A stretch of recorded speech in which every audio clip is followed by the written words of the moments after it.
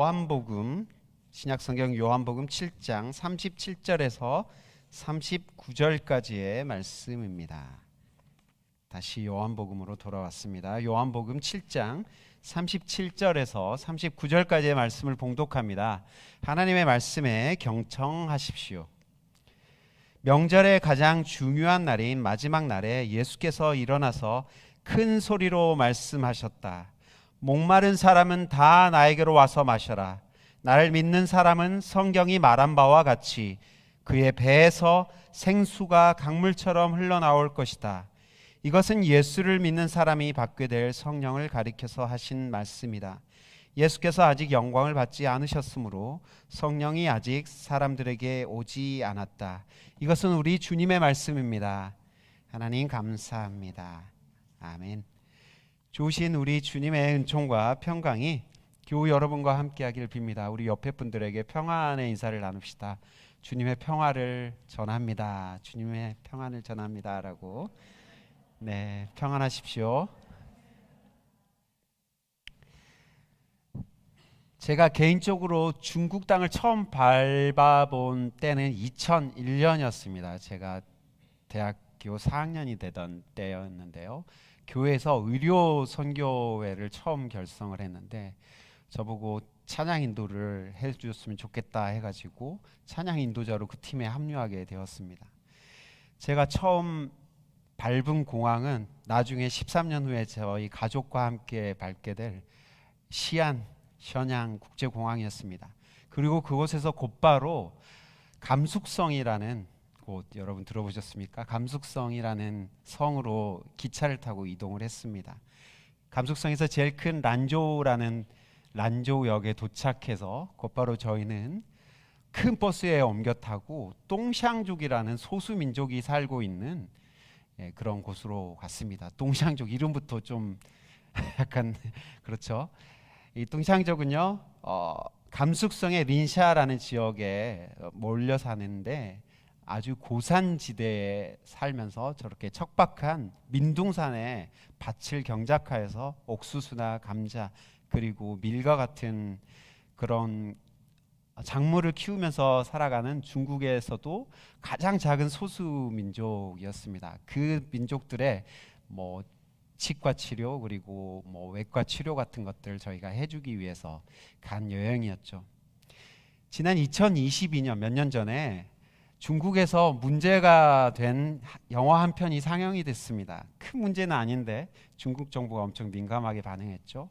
일루 천니엔이라는 중국 영화인데요. 이 영화의 배경이 바로 제가 아까 말씀드렸던 감숙성의 시골이에요. 그런데 그 감숙성의 시골에 돈이 없어서 장가를 50세 넘게 장가를 못 간 한 농부의 이야기입니다. 그런데 이 남자에게 한 지체 부자유자인 여자가 이렇게 시집 오면서 겪게 되는 아주 나중에는 슬픈 영화인데요.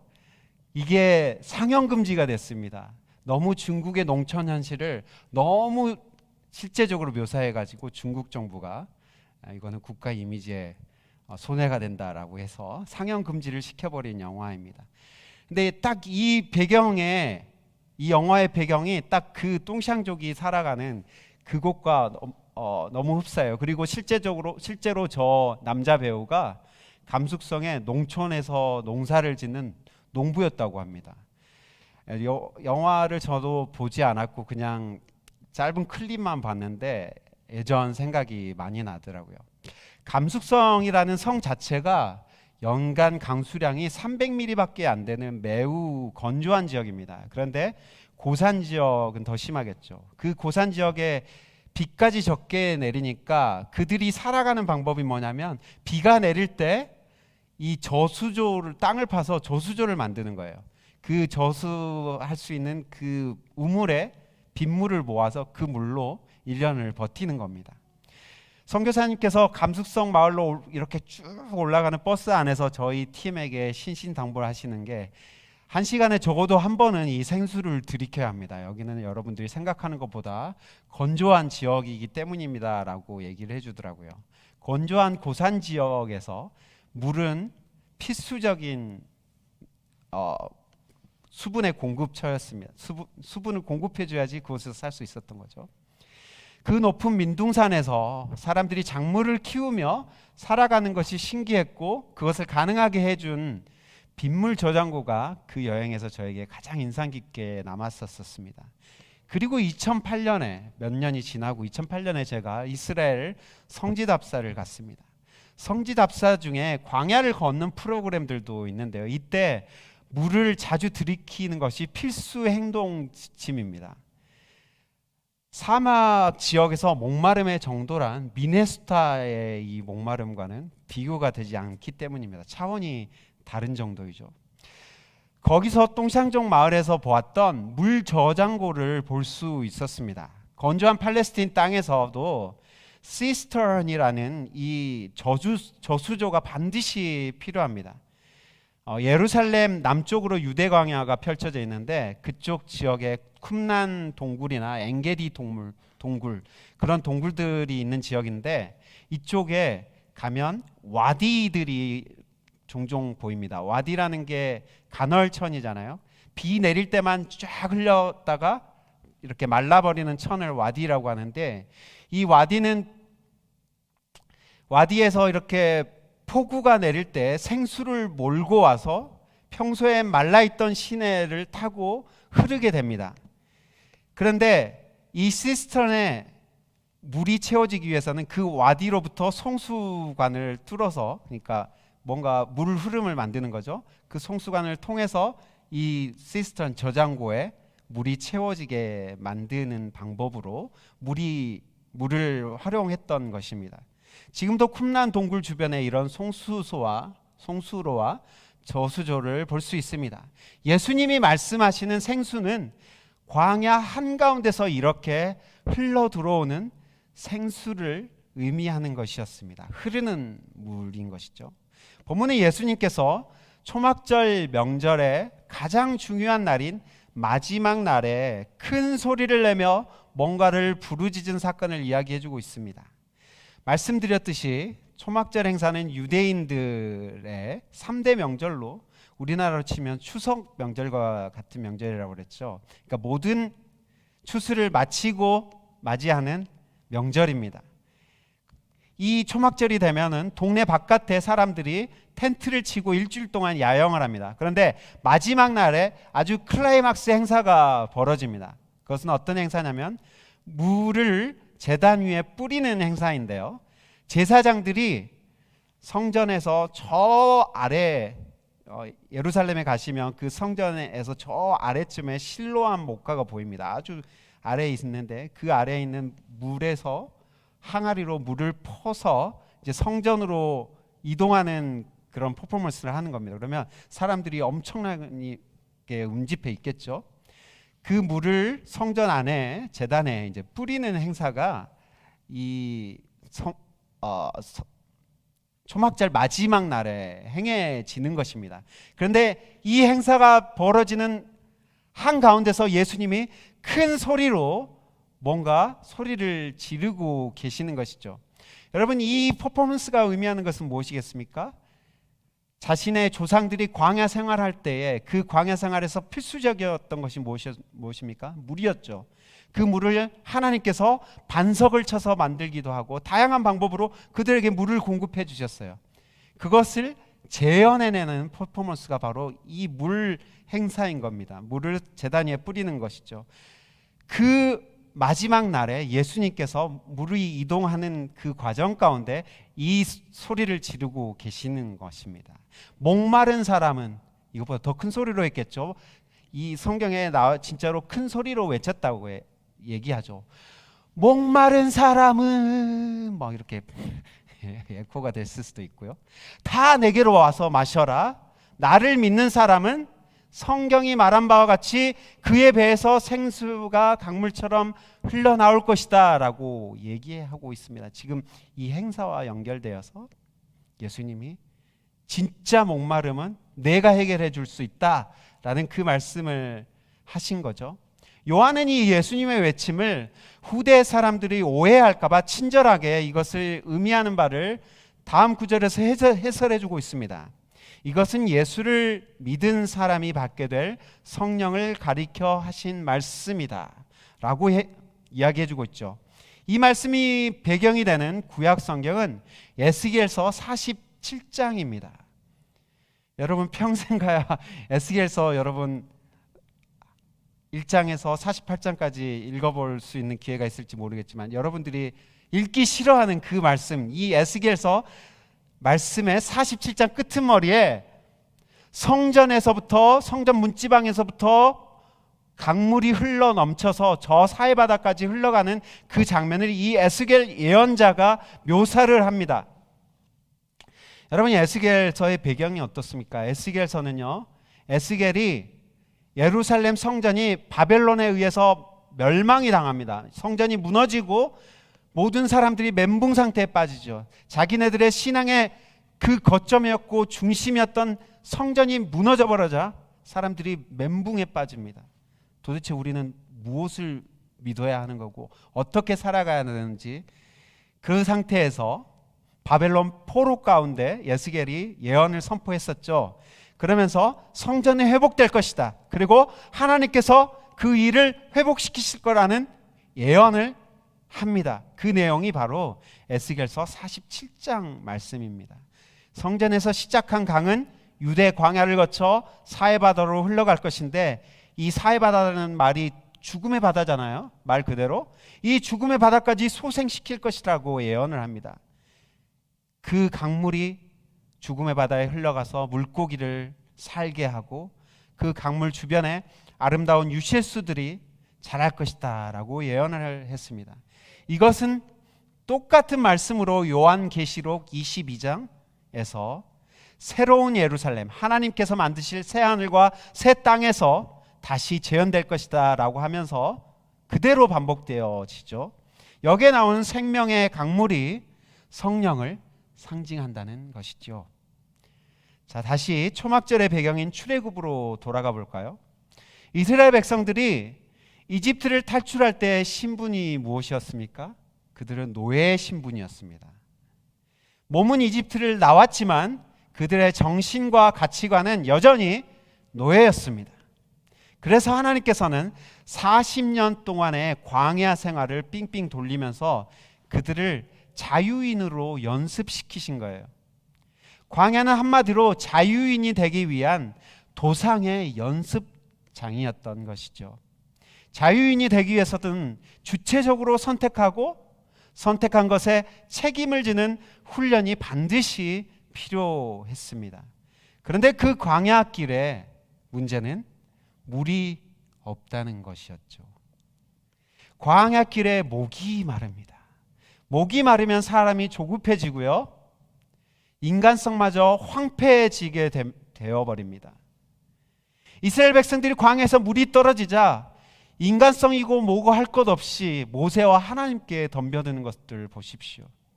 우리 인생도 생수가 공급되어지지 않으면 광야의 이스라엘 백성과 똑같은 현상들이 일어나게 되어 있습니다. 이 시대에 일어나는 모든 사회적인 범죄들은요, 생수를 공급받지 못한 인간의 자기 파괴적인 행동들을 할 수 있을 겁니다. 지난주에 조지아 애틀란타의 한 고등학교에서 끔찍한 일이 일어났습니다. 14살의 청소년이 총기 난사로 2명의 친구와 그리고 2명의 선생님을 쏘아 죽였습니다. 여러분, 어떤 상상력을 가지고 있으면 다른 사람에게 총을 겨누고 그 사람의 목숨을 함부로 대할 수 있는 것일까요? 14살이면요 예준이와 선율이 나이인데요, 그 아이들이 총을 드는 상황이 어떻게 벌어질 수 있을까? 여러분 상상이 되십니까? 분명 그 총기 난사범 아이는 매우 목마른 상태였으리라 저는 상상을 해봅니다. 생수가 없이 우리도 그런 상황이 되면 똑같은 행동을 할지도 모릅니다. 우리가 생수를 공급받지 못하고 계속 직장 생활을 하면 어떻게 해야 될까요?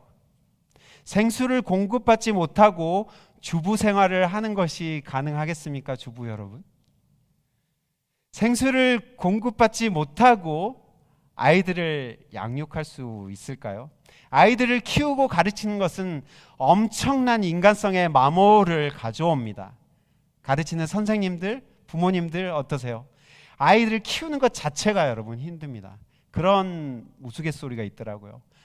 아들 셋을 키우면 천국이 직행이래요. 왜 그렇습니까? 이 땅에서 지옥을 맛봤기 때문에 천국에 직행한대요. 네, 저희에게 위로가 되는 건지 아니면 저희를 놀리는 건지 모르겠지만 어쨌든 그렇습니다. 인생 자체가 힘듭니다. 직장 자체는요 정글과 같은 곳이라고들 말하죠. 저는 직장에 관련된 그런 드라마들을 유심히 보는데요. 제가 직장 생활을 안 해봐가지고 좀 이해하고자 그런 드라마들을 자주는 아니고 유심히 보는데 미생을 특히 인상적으로 봤습니다. 미생에서요 이 명예퇴직을 한 선배가 오과장을 찾아오죠. 그러면서 어떻게든 그곳에서 살아남으라고 말하면서 직장이 전쟁터라고? 거기서 나오면 세상은 지옥이야 라고 이렇게 말을 하는 것을 인상 깊게 들은 적이 있습니다. 광야 같은 삶에 지친 사람들은 술과 일탈로 목마름을 해결해 보려고 하지만 그 순간뿐입니다. 근본적인 목마름을 떨쳐낼 수가 없습니다. 부단히 생수를 공급받지 못하면 우리의 삶이 광야와 같이 황폐해져 버리고 맙니다. 여러분, 우리 영혼이 목마르면 다른 사람의 삶까지 황폐하게 만든다는 것이 문제이죠. 생수를 끊임없이 들이키고 감동받지 못하는 우리의 인생들을 향해 예수님은 큰 소리로 지금도 외치고 계십니다. 누구든지 목마르거든 다 나에게로 와서 마셔라. 나를 믿는 사람은 그 배에서 생수가 강물처럼 나올 것이다. 당시 사람들이 생각했던 인간의 근본적인 감정, 인간의 궁극적인 인간의 영혼이 저장된 장소를 배로 보았어요. 이 애간장이라고 그러죠. 이 장으로 보았습니다. 그래서 배에서 생수의 강이 흘러넘친다는 것은 우리의 근본적인 목마름이 해결된다는 그런 의미인 겁니다. 이런 궁금증이 생길 수 있겠죠. 예수를 믿는 것과 생수의 강이 흘러나오는 것은 어떤 연관성이 있는 것일까요? 생수의 강은 아까 상징이라고 그랬죠. 성령을 상징한다고 그랬죠. 생수의 강은 예수를 믿는 자들이 받을 성령입니다. 예수를 믿지 않으면 성령을 받을 수 없다는 말이겠죠. 성령을 받아야 생수를 공급받는데 성령을 받기 위해서는 반드시 예수를 믿어야만 한다는 것입니다. 아까 말씀드렸던 와디에서 저수조로 연결된 송수관이 있어야 물이 저수조에 채워진다고 말씀드렸는데 예수를 믿어야만이 그 예수를 통해서 성령이 우리에게 오시고 그 성령을 통해 우리의 목마름이 해결된다는 그런 말씀을 하고 있는 것이죠. 여러분, 그렇다면 예수를 믿는다는 것은 무엇입니까? 그냥 믿습니다. 그냥 하고 그렇게 한마디 하는 것인가요? 예수를 믿는다는 것은 여러 의미가 있을 것입니다. 먼저 예수를 믿는다는 것은 예수가 하나님의 독생자 아들이라고 믿는 것입니다. 예수께서 우리와 같은 육신을 입고 태어나셨지만 그분은 하나님의 아들이라는 것을 믿는 것이죠. 그리고 왜 그분이 하나님의 아들이지만 우리의 인간의 육신을 입어야만 했는지를 이해하는 것입니다. 그분은 우리의 죄를 대신 십자가에서 짊어지시기 위해 육신을 입고 이 땅에 오셨습니다. 예수를 믿는다는 것은 예수께서 나의 죄를 대신하여서 십자가에서 죽으셨다라는 것까지 믿는 것입니다. 거기서 끝나는 것인가요? 아니요. 죽으신 예수를 하나님께서 살리시고 3일 만에 살리셔서 부활시키셨다. 그리고 부활하신 예수는 하늘로 올라가셔서 하나님 보좌에 앉으셔서 지금도 우리를 다스리고 계신다. 그것을 믿는 것입니다. 하늘로 올라가신 예수는 또한 성령을 이 땅에 보내셔서 그분을 믿게 하시는 사역을 열어주셨던 것을 믿는 것입니다. 그리고 그분은 거기서 멈추지 않고 끝날에 심판주로 이 땅에 다시 오신다, 재림하신다. 그 사실까지 믿는 것입니다. 이렇게 요약하여 말씀드린 예수님에 관한 이 내용을 심사숙고하여 믿어야 합니다. 그냥 대충 믿습니다 하면 안 되는 것이죠. 심사숙고한 끝에 믿겠다는 결정이 진실할 때 하나님 편에서 문을 열어주는 겁니다. 성령은 예수를 믿는 자들에게 하나님 편에서 주어주는 승인 코드라고 생각하시면 돼요. 너 이제 들어와도 돼, 승인 코드 줄게 하고 주시는 하나님의 선물이 바로 성령님입니다. 기독교 전통에서는요, 이 믿음을 세례전 교육을 통해 가르쳤고 세례 문답을 통해 확인하였습니다. 그러니 세례를 받겠다는 것은 예수님을 진실로 믿겠다는 결단인 것이죠. 우리 중에 세례를 받지 않고 교회 생활을 하신 분이 계신 줄로 압니다. 그런 분들은 예수님에 대해 진지하게 고민하는 것이 반드시 필요합니다. 심사숙고하는 것이 반드시 필요합니다. 그리고 예수 그리스도를 나의 주인이자 구세주로 믿고 받아들이겠습니다 라는 그런 결단이 필요합니다. 내년 부활절에 세례식을 거행할 것입니다. 그 전까지 여러분 예수를 내가 믿어야 하는지, 진짜 믿어야 하는지 말아야 되는지, 때려치워야 되는지 한번 고민해 보십시오. 그리고 예수 그분의 그 사랑이 진실이라고 여러분 믿어진다면 여러분의 마음을 열고 그분을 받아들이시길 바랍니다. 다시 말씀드리지만 성령의 감동이 없이는 광야 같은 인생살이가 불가능합니다. 성령님을 경험한 자들만이 근본적인 목마름에서 벗어날 수 있습니다. 성령님이 임하실 때 우리에게는 영적인 변화와 함께 물리적이고 생화학적인 반응까지 동시에 일어나게 됩니다. 성령이 임하실 때 심령이 뜨거워질 뿐만 아니라 우리의 동공이 확대되면서 세상이 빛나 보이기 시작합니다. 이전에 전쟁터와 지옥 같았던 세상이었는데 이제 그 안에서 아름다운 것들이 발견되기 시작합니다. 사랑을 하는 젊은이들의 감정들이 성령이 임하는 사람들에게 나타납니다. 모든 것이 아름다워 보이지요.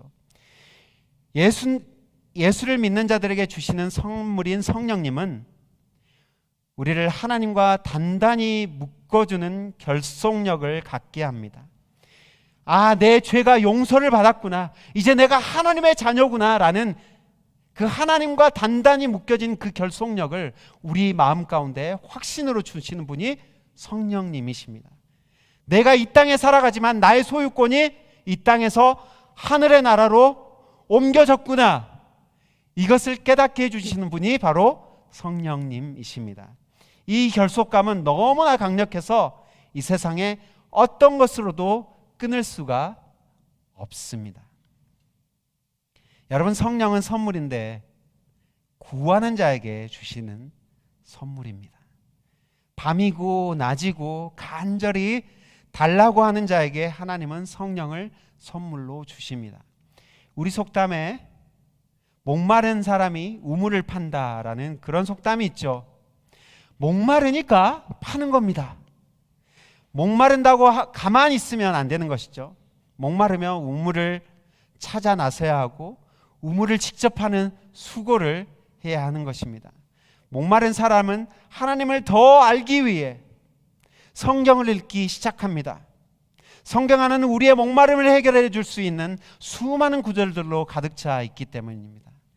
성경을 읽는 것, 그것은 목마른 자가 취해야 될 가장 근본적인 행동 중에 하나입니다. 그리고 또한 기도하는 것이죠. 기도를 통해 나의 목마름을 하나님께 표현하는 것입니다. 그런 목마름이 꾸준하게 이어지고 간절히 찾는 것이 하나님께 승인되면 하나님으로부터 반드시 승인 코드가 오게 되어 있습니다. 성령을 선물로 받는 것이죠. 우리가 성령의 충만을 받지 못하고 이 세상을 살아갈 때 두 가지 오류에 빠질 위험이 있습니다. 하나는 세속주의자가 되거나 다른 하나는 도피주의자가 된다는 것입니다. 성령의 충만을 받지 못하면요, 세상 속에 섞여서 세상과 다를 바 없는 삶을 살아가기 쉽습니다. 세상과 영합하여 세속적으로 변해버리는 것이죠. 좋은 게 좋은 거라고 말하면서 세상에 딱 달라붙어서 기독교인인지 세상 사람인지 구분이 안 되는 삶을 살아가는 것입니다. 이것이 아니면요, 이 세상은 내 집이 아니요 라고 하면서 세상을 다 부정해버리며 도피주의자가 되어버리기도 쉽습니다. 성령 충만을 받지 못하면 세상의 것은 전부 다 부정하여 망하여 없어질 것, 얼른 예수께서 재림하여 마지막 날이 빨리 와야 된다, 이렇게 도피주의자로 살아가기 쉽습니다. 하지만 성령 충만한 사람은 광야 같은 세상 속에서 살아가지만 거기에 동화되거나 영향받지 않습니다. 오히려 세상을 변화시키는 삶을 살아갈 수 있습니다. 생수의 강물이 주변의 죽은 것들을 소생시키며 흐르듯이 성령 충만한 사람들 또한 세상을 살리는 역할을 하게 됩니다. 인간성은 온데간데 없고 야수처럼 변해버린 이 험한 세상 속에 갇혀버린 사람들을 사랑의 포로로 만드는 삶을 살아갈 수 있는 것이죠. 이런 충만한 삶이 바로 그리스도인의 삶입니다. 성령의 충만한 그리스도인의 삶은 세상 속에서 변혁적인 삶을 살아가게 만듭니다. 성령 충만한 사람이 있는 곳은 아름답게 변할 수밖에 없습니다. 세상 안에 발 디디며 서 있지만 세상을 거룩하게 회치하고 세상을 전복해가는 사람들이 되는 것입니다. 여러분, 인생은 광야입니다. 하지만 인생은 선물이기도 합니다. 하나님은 이 광야 같은 인생길을 살아가는 우리를 위해 생수의 강물이신 성령님을 선물로 준비해 두셨습니다. 이사야서 12장 2절에서 3절의 말씀을 기억하시기 바랍니다. 같이 한번 읽겠습니다. 이사야서 12장 2절에서 3절 말씀입니다. 하나님은 나의 구원이시다. 나는 주님을 의지한다. 나에게 두려움 없다. 주 하나님은 나의 힘, 나의 노래, 나의 구원이시다.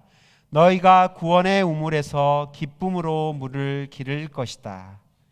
매일 구원의 우물에서 물을 길러내는 수고를 하는 자만이 인간성을 유지하면서 세상을 변화시킬 힘을 하나님으로부터 얻게 됩니다. 부디 간절히 목마름으로 주님을 찾는 여러분이 되시길 바랍니다. 주께서 주시는 성령의 선물을 받아 누리시는 여러분이 되시기를 축복합니다. 그러기 위해서는 어떻게 해야 됩니까? 송수관을 먼저 우리의 삶에 놓아야 되겠죠. 송수관을 놓는 게 무엇이라고 그랬습니까? 예수님을 단단히 붙드는 겁니다. 예수님을 제대로 믿는 것입니다. 그리할 때 여러분이 계시는 그곳에 생수의 강물이 넘치고 아름다운 열매들이 주렁주렁 열리는 복된 삶이 되는 것입니다. 부디 목마름을 그냥 관가하지 마시고 다른 것들로 채우려 하지 마시고 예수 그리스도와 성령님이 주시는 그 해가를 받아 누리시는 여러분 모두가 되시기를 축원합니다. 같이 기도하겠습니다. 누구든지 목마르거든이라고 말씀하시면서 이 은혜와 선물에서 예외가 있는 사람은 한 사람도 없다고 말씀해 주셔서 고맙습니다. 주님, 모든 사람에게 열려있는 이 선물, 그것을 우리가 받아 누리길 소망합니다.